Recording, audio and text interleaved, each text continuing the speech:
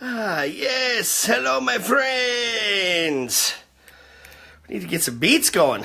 It's not really the same without music, is it?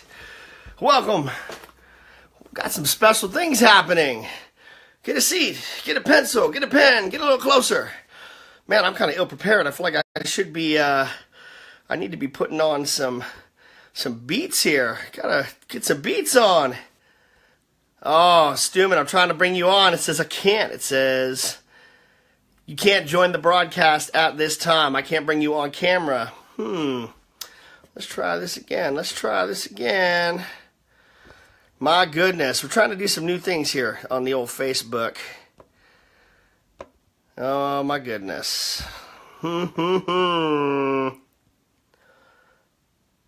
Gotta love this. Gotta love me some technology. All right, my friends. We're going to try something one more time. My man, it says I can't bring you in. Yes. Approve this MO. Let's see what happens. Well, how about some technology for your ass? Oh, hello, Mr. Stewman. What's up, dude? I have never done this either, so, hell, I don't know what it looks like or any of that, but, hey, we're doing it. Hey, what about that? We'll do it live. Fuck it. Don't download some apps. Let's get busy, man. Let's get busy. My dude, outside of chasing bobcats, how was your day? Yeah, well, as you mentioned, I just rescued a family of, 3 boys and a wife from a bobcat, so, I'm feeling like Mighty Mouse over here today, but today's been awesome. My oldest son played soccer today, and he scored 2 of the 3 goals the team scored, so feeling pretty good about that. Dude, my daughter had the same experience today. We do soccer on Saturdays. I just got back to call you. First game they've won in a minute. Daughter scored 2 goals. That's what we do. We're winners, buddy. Raising winners. That's it. My son was complaining that the team was too easy. So, Wow. There you go. My man, we've known each other a while. Watched you grow. I watched you continue. You've been adding value since, before 2014. You're, one of the most consistently grinding, content producing human beings I've ever met. So, when I look at the bar as to how much content gets put out, from your emails to your groups to your Facebook posts, there's very, very few people out in the marketplace that do it as much as you do. I have no idea where these ideas come from. I just shit happens, It's like that scene from Wolf of Wall Street. It's woozy, it's wuzzy, right? It just happens, man. But I actually enjoy,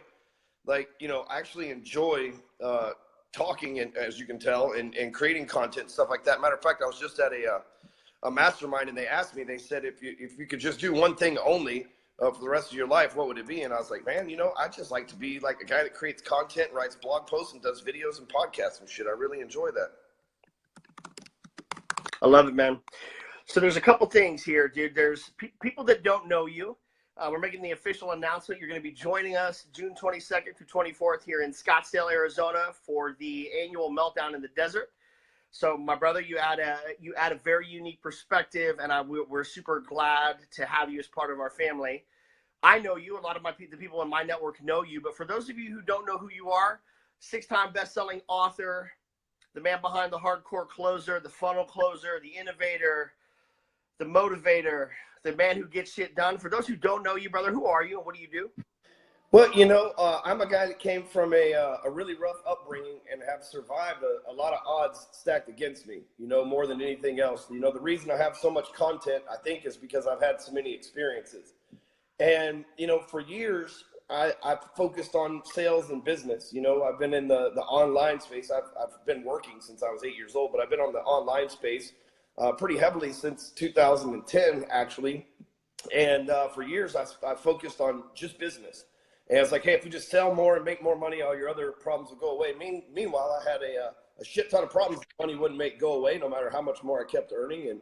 And over the last 2 years, really, about a year and a half, actually, I've had some pretty extreme awakenings. We've had some mutual friends that have taken me on some, we'll call them spirit journeys. And, I've just left last week. I went to Dr. George Pratt's office, who is a psychiatrist that works with like Phil Mickelson and Rob Dyrdek and Frank Kern and Joe Polish and Tony Robbins, like a bunch of like huge people. He's like the guy behind the guy that's peeled back damaged goods like me. And, you know, over the course of my lifetime and these awakenings, I've come up with this theory that this planet, whether you believe in a God or not, this planet has a code. And I call that code the force of average. Like everything on this planet is trying to suppress your greatness. And I have literally figured out a way to hack that code. The code has got me several times in the past. You know what I mean? It's like you download some antivirus shit on your computer and you're like, damn you, Pornhub, you got me again, right? And that's happened to me a lot in my lifetime. And over the last 18 months, I'm pretty damn sure that I have hacked the code. And, you know, I'm by no stretch perfect, and I do not by any stretch have a perfect life, but I've got this stuff down pretty good on how to beat this code, this force of average that's always trying to suppress you. And you know, I've been super successful in what we call like the 4 areas of my life. Kevin Nations is the first person that I learned this from. He talks about your faith, family, fitness, and finance. And I always thought if I just leveled up in my fitness and I leveled up in my finances, none of that other shit really mattered. And I'm not a religious guy, so I always thought that, you know, what do I need faith in a God for? And I realized that it's really faith in yourself, because you know, you are God-like. If you believe in God, I mean, it says that he was created, man was created in his image and everything else anyway. So I've hacked this code, and, you know, that's what I'll be talking about, obviously, there in the desert with you. And, you know, hell, I also hacked Scottsdale, because that's where I found my wife, right? So I could say that that's a very special place to me. My mother-in-law still lives there, and my wife is from there. And so I'm excited to go back there. So, you know, I have a lot of family and stuff like that there. A family of choice, not necessarily family of origin. And but, you know, I'm the hardcore closer. I create a lot of content. I write for Forbes, entrepreneur. I'm featured in pretty much every major publication. I've got tens of thousands of clients. I've got, you know, millions of people that view my shit every month, whether it be my blog posts or my fan pages. And, you know, got a huge Instagram following, what I would consider a huge Instagram following and Facebook following. But more importantly, you know, I'm just some dude with a dream that refused to give up and have, like I said, hacked that code of success, but not just financial success across the board. So, well, dude, let me rephrase this. We have a joint friend, Mr. Les Brown, who uses a phrase, and I love it. It's been used a lot. Is I don't say this to impress you. I say this to impress upon you. So what Ryan just shared with you was not to tell you from a braggadocious perspective his how big his manhood is. He tells you this in order to impress upon you the size and the scope of the impact and the influence that you can have when you put yourself out there consistently, right? When you add value consistently and you show up from a place of honesty, the universe is going to grab onto that. You know, Ryan and I think one of the things that attracted me to Ryan, I've got 3 or 4 of your books here, dude. I remember one of the first ones I read. For years, I suppressed where I came from. You know, I grew up with a mattress on the floor, in and out of jail, did stupid things. And then how did that come? I was always told you're going to be dead or in jail. And I never gave anybody a reason to believe otherwise. To build it, you know, get to being in the music business, to producing, you know, music for bands like Outkast and Ludacris, to touring, to going into corporate America, to building into business as an executive, to leaving this entrepreneurial space. It's the honesty. I didn't start my journey with the camera on me in the sports cars. I did it when I was losing everything and said, watch me rebuild and come with me, because I wanted to make sure I had documentation of it for my kids. And you do a lot of the same stuff, right? It's, I think we've cut our teeth. There's I think the School of Hard Knocks brings a very unique skill set to the market that a lot of people don't embrace. And that's one of the things I love about you, dude, is the honesty and the fact you do that. Let me ask 2 things, man, and we'll wrap this up. I just wanted to make sure this is our formal announcement for Mr. Ryan Stewman joining Stephen and I at the Meltdown in the Desert, June 22nd through 24th in Scottsdale. I'll put the details in the link. The theme of it is legacy. And when you talk about how the universe kind of aligns, right, I went into a big thing of servitude. I had to reset myself, and I had to focus on my health, my relationships, and then it was really what I was doing in business. Like having that connection around me was probably the most important. When I ask you about legacy, dude, like, what does that mean? Define legacy to me. Well, you know, it's funny you were saying what you were saying, because a lot of people, you don't know what their true origin story is. And it's pretty easy to see mine, because you can go back to 2010 when I lost everything and moved in with my now ex-in-laws. And my whole life for the last 8 years has been online. You know, prior to 10 years ago, this July, so about the time we're having this event, it'll have been a decade since I walked out of federal prison with $25 to my name. And, you know, they could charge me $5 to cash the check, and damn it, if there wasn't a McDonald's next door that got another 10 from me, you know what I mean? You've been eating prison food for a while. McDonald's sucks now, but if you've been eating prison food for a while, McDonald's is fucking delicious. Gourmet. Yeah, they were freedom fries, baby.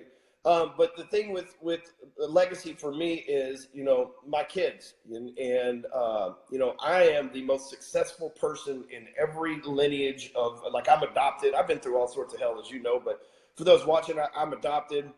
And my stepfather that adopted me was adopted too. But out of the lineage of anybody in the history of any family that I have ever belonged to, I'm the most successful. And my goal is to be the dad that I never had, it for my kids to be able to carry that success and that legacy. You know, I grew up in interesting situations, and my kids go to private school, and they're so sheltered, it's unreal. However, at the same time, they're very business minded. And, you know, when we sat down at Chili's today, yes, we still eat at Chili's, but we sat down at Chili's today, which is my son's favorite place to eat because he won the soccer game.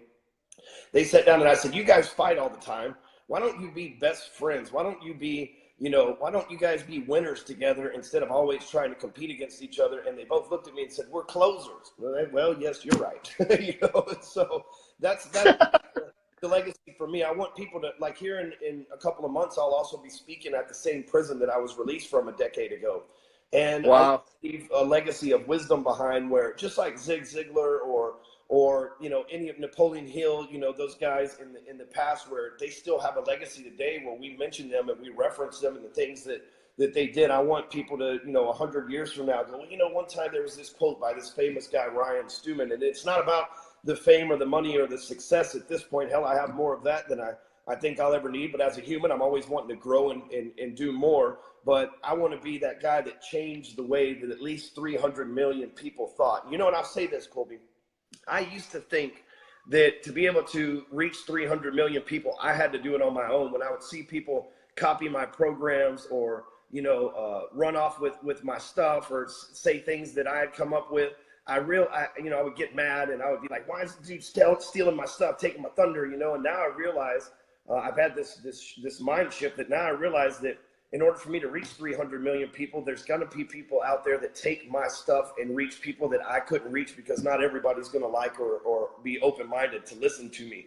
And, you know, that's really the legacy that I want to find is, you know, 100 to 200 to 1,000 years from now. They're like, well, the first person to crack the code, this force of average, was this dude Stewman. And, you know, or something of that nature, but, you know, with a lot worse life, I think. I love it, dude. We'll end on this, and then I want to make sure people know where to find you.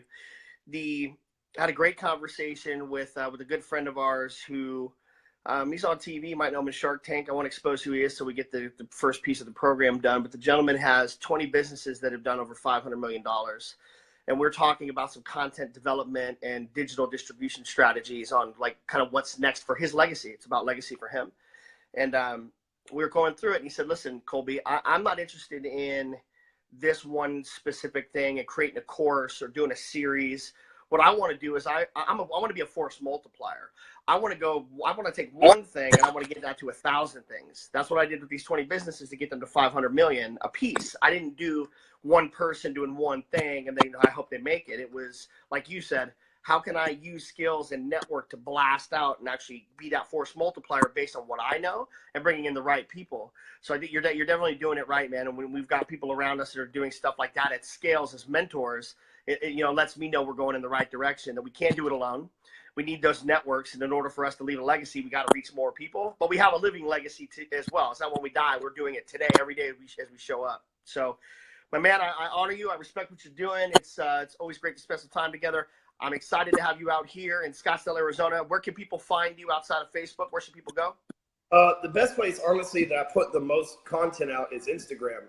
I'm at Hardcore Closer over on Instagram. And, you know, my Instagram stories, they basically chronicle my life. So if you want to catch daily wisdom and insight and, you know, find out all that stuff, the best thing to do is go follow me over there, Hardcore Closer, at Hardcore Closer on Instagram. Love it. On behalf of my man and business partner, Stephen Fielding, Mr. Ryan Stewman, have a great afternoon. Be good to yourself. Be good to other people. Call your mom sometime today. The weekend's always the time to do it. Ryan, I will talk to you sooner than later. Go get that Bobcat, brother. Thank you so much for joining us. Later, Kolby. See you soon, man. Later, brother. I'll see you soon.